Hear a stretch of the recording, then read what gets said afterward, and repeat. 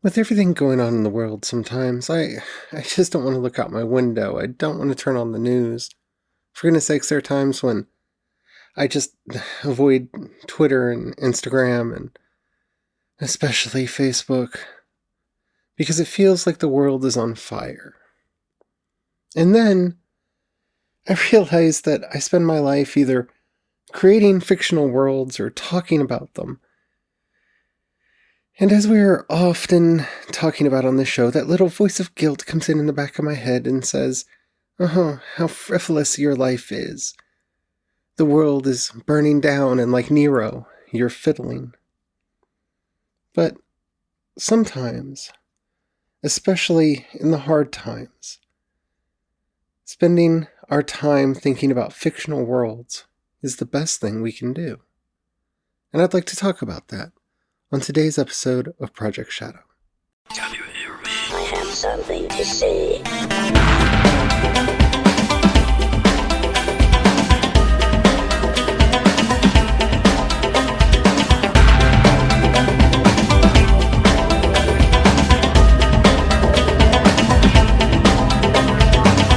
Project Shadow starts now. Hello everyone, how are you doing today? My name's Charlie. You might know me better as sci-fi fantasy writer C.E. Dorset. And yeah, today I want to kind of talk a little bit more serious and philosophically with you. But before we get into all that, if you haven't already, please do take a moment to rate this podcast on whatever app you're listening to me on. It really does help out a lot. It tells the algorithms to share the podcast with more people. The more people that listen, the bigger the community. The bigger the community, the better the chance we have of actually communicating with each other. And after all, that's why I do this in the first place. Alrighty, let's just get into it, shall we? So, yeah, the world is not a pretty place right now. It really isn't.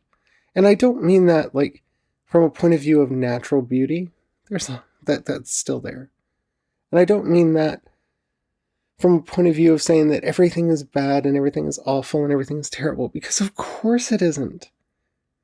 But so much of what's going on in the world today revolves around division and separation, and hatred and anger, and fighting anger, and being angry because of anger, and being angry because of hate, and hating because of hate, and all that just kind of spirals and swirls around until we all get lost in this maelstrom of insanity that passes for modern day life. And it's easy to get swept along in this, be it on social media or because of old school media that thrives off of us being afraid, off of us being alone. It has power when we are separated from one another. It has power when we are isolated. And all of these things that want to crack down on us and take away our joy and take away our happiness and take away our peace, they're also trying to sell us the things that will mask that loss and make us feel better, at least for a moment or two. And that's what I want to talk to you about. First of all, we've talked about this before, about looking to see the stories that other people are telling us, the stories that other people are trying to get us to believe, and asking what it is that they want from us. But I think it's also important to see what stories we're telling and retelling and why we're so fixated on them. Because in a lot of ways, the stories that we tell are our personal mythology. And while that phrase gets overused a lot in modern society, it is important for us to realize that yes, Star Trek is in a lot of ways my mythos. Star Wars is, in a lot of ways, my mythos. The same thing with the DC characters and the Marvel characters and many other franchises here, there, and yonder. They fill my head with the likes of King Arthur and Zeus and Thor. And they form a narrative structure by which I see, perceive, and seek out meaning in this world. And you may think that I stuttered there, but I see the world in one way. But my perception of it is how the world view that I've constructed for myself interprets those things that I see. And that's the difference between sight and perception, at least to me. Because we can all see the same thing, but we'll all perceive it slightly differently because of the various barriers that we put up between us, the various stories we like to tell ourselves. Depending on the language we natively learned to speak when we were children, if I show you a colored image, you will perceive it slightly differently because of the way you learned to name those colors. It's not a major difference in most cases, but it is a difference nonetheless. The languages we speak, the philosophies we grow up with, the stories we tell, retell, share, and participate in, they are the things that make us who we are. And in times like these, when everything seems so crazy, in times like these, when everything feels lost and we very often feel alone or isolated, or that the entire world is descending into some manner of chaos, those stories matter more than anything. It may be one of the reasons why I'm so fixated on Star Trek lately. Because it happened before Picard, before the announcement of Picard. My current obsession actually began before Star Trek Discovery. And it's because the world that I live in fell into chaos. And if there's anything that the world of Star Trek is not, until Discovery happened, it is not chaotic. Star Trek is a world of order, where logic and reason usually win the day, when people actually care about truth and justice and morality, where people actually try to do what is right rather than what is easy. And focusing on those stories helps me to keep myself walking the path that I want to walk in this world. Talking about those stories shows you the little things, the little quirks that are going on in my mind. Noticing the book in the most recent episode of Star Trek Picard that's just sitting there. And bringing up not only the message that that book entails and how that relates to the show itself, but how that relates to our lives and the place that we're in right now. Because we know Patrick Stewart was obsessing over that. In this world of Trump and Brexit, what is Star Trek's response to that? And it's interesting that, at least at this point in the series, we have this idea that we should embrace our passions. Now we know, if we are fans of the genre, if we are fans of the franchise, if we're fans of Star Trek, we know that's not where the story is going to end. Because Star Trek is about reason and logic and how those things have to be guided by our passions. We can't allow one to control the other, because anger is a passion, and hatred can come from the most logical of arguments. Neither is valid without the other, and sometimes, just sometimes in our darkest moments, the two collude against us and bring us into terrible, terrible places. But that's why it's important to tell these stories. That's why it's important for us to investigate these stories, because they're safe places for us to talk. At least they used to be. That's why the agents of chaos in this world are trying to attack every questioning series, every episode of anything that brings meaning or questions anything. Because it should be pure escapism. You see, if there's any meaning to be found here, if there's any story to be torn apart and looked into, we might find a way out of the chaos. We might find a way out of the madness. And if we get too far out of the madness, we might not need it anymore. So no. These are supposed to be just frivolous stories.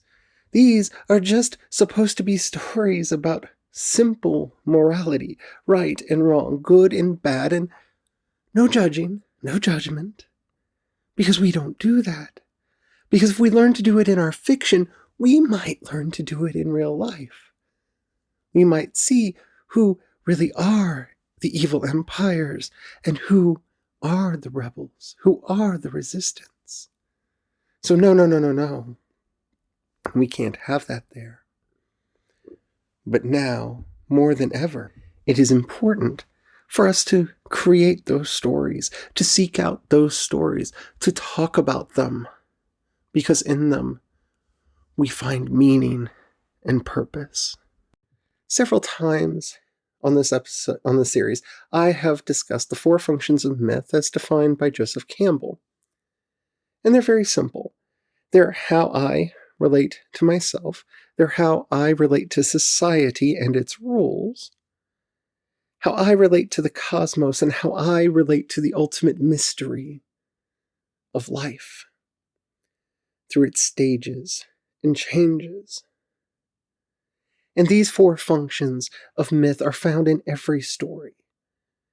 This is why Star Trek Picard is dangerous, because it's showing us an elder desperately trying to share his wisdom with those younger than him, desperately trying to make up for the sins of his past and leave this world without regret in his heart, to find meaning, purpose, solace, and redemption.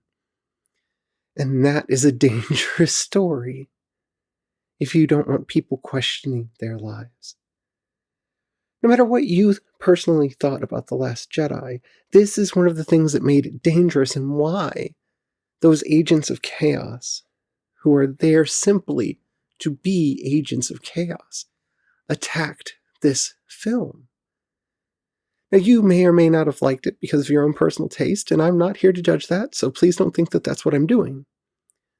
But we all know those provocateurs, as they like to call themselves, who glommed on to this one particular movie that said such scandalous things as, yes, the cause may be good, but who profits from it?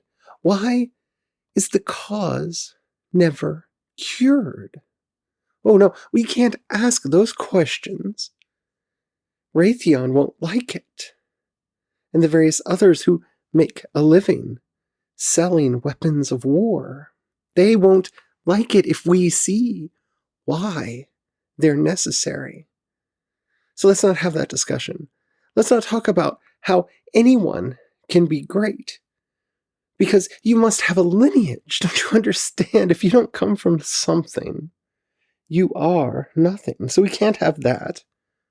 Oh, and a powerful woman? Multiple powerful women? A woman of color? No. We can't have any of this. None of this. None at all.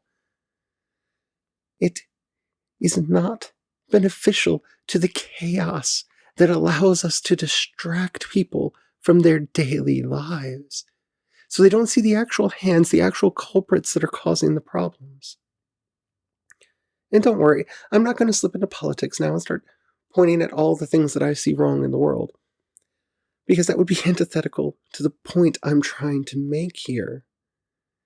It's in looking at these stories and participating in them, asking the questions, that we learn to see for ourselves what it is about the world that makes it the way it is.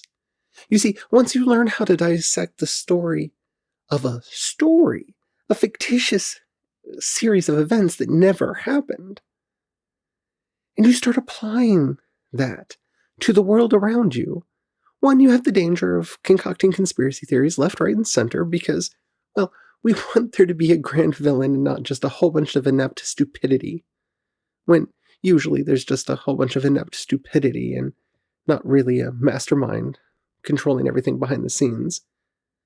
In some ways, that would be far more comforting, wouldn't it? But you also start to see the elements of the tales that we're told and the stories that are unfolded around us to control us, to keep us from asking real questions about our paychecks, about our taxes, about our community, about why certain roads get built and other roads are allowed to have potholes on them, why certain schools are funded and others are not.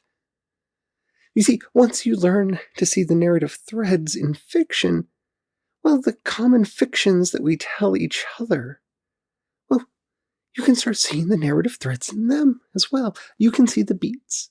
You can see the points. You can see the characters that are being created and cast off and recast sometimes. Because we can't always have the same villains. They don't work like they used to. They're having a real problem right now with socialists, aren't they? They used to be the great bugaboo. You just said the word and people screamed and ran. But for one reason or another, that's not happening, so we have to find someone else. Maybe it's Guatemalans. Maybe it's Muslims. But we have to find that, don't we? I don't think so. I don't think that societies need scapegoats. I think rulers do. And this is the thing you start learning when you spend your time either creating, crafting, reading, participating in, discussing, digging deeply into these tales, these heightened stories of witches and wizards, of monsters and terrors, of great warriors and terrible wars. Because once you learn to start seeing all of the intricate moving parts of these stories, then everything else is a little bit easier to see. Because you've started to look for those unseen things. Was Palpatine always meant to come back in The Rise of Skywalker? Well, it doesn't really matter now, does it? It did. And since he did, you now go back and you evaluate the first two movies in that trilogy, and you see the fingerprints of Palpatine on everything. You see the handiwork of Yuptashu as he's molded this new empire in the image of Snoke, this safe puppet that would distract the universe from what's really going on, so the galaxy wouldn't see. And you start asking yourself, is there a puppet here? And I don't mean a grand conspiracy. I'm not saying that we need to start looking for the Illuminati or the lizard people. Far from it. But there are people who benefit from every decision we are asked to make. And so, yes, it can seem frivolous to sit around and talk about Star Trek and Star Wars and Marvel and DC movies, to sit around and create stories that take place in fanciful settings with imaginative and creative and strange and bizarre things happening. But the more we do that, the more we participate in that collective dream, where we can honestly have a debate because we have the text in front of us, so we can talk about what happened because it's right there. We're learning invaluable skills, skills that are threatening to those agents of chaos, those people who want us distracted. Because no matter what it is, there's always someone who wants to distract you. It's in the 1950s, the racists who would have the R&B music performed here, there, and yonder. We can have a day for it. Think about in the movie Hairspray, or the musical Hairspray, or the musical movie Hairspray. See, racism can't be that bad. We have a day for them. You see, be distracted. And thus, the agents of chaos try to hide the racism. They tried to hide the sexism, the homophobia, the transphobia behind the beautiful lie. And that my sisters, brothers, and siblings, is what I want you to learn how to see. That's what we all need to learn how to see, and that's what we're doing as we take apart these wonderful stories to find their heart and to find what they're secretly trying to tell us. Because it is a secret. It's not what the author intended, and it's not the true meaning of that tale. It's the meaning that we find in it.